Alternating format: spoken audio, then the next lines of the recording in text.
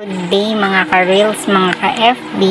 Ito nga, magluluto tayo ngayon ng menudong baboy. Ayan, naghiwa na nga ako ng hotdog, carrots at patatas na pa-square-square or cubes. Ito nga yung baboy at may atay ng baboy, bawang, sibuyas at yung bell pepper na pinitas lang dyan sa tabing bahay. Tapos nun, mag-isa na tayo ng bawang, sibuyas, isa na natin ng baboy at yung atay ng baboy. Syempre, nakakat na yan. At nilagyan ko ng konting suka para yung lansa ng baboy ay mawala. Paminta at may pampalasa at ayan na nga, ang ganda ng kulay oh. Yung konting toyo at syempre, yung pampalasa natin, wala nang pasas. Hindi ko na nilagyan guys.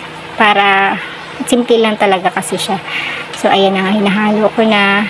Ang kulay nga naman, di ba? So wala pang sauce yan, kaya ganyan muna pinapakuluan ko, di ba? Oh, okay yan, ganyan. Pakaluto natin mabuti para yung mansay mawala at bigyan natin ng Knorr pork cubes at yung Del Monte original style tomato sauce. Syempre, ayan na nga siya.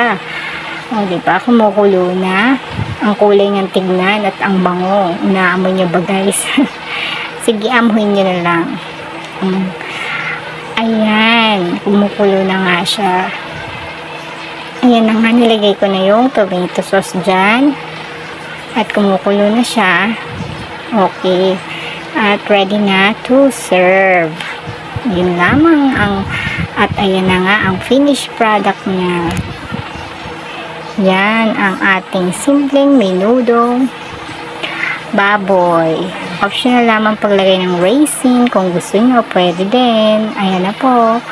Thank you for watching. Mga ka-FB, mga ka-reels, follow me. Follow me. Thanks for watching.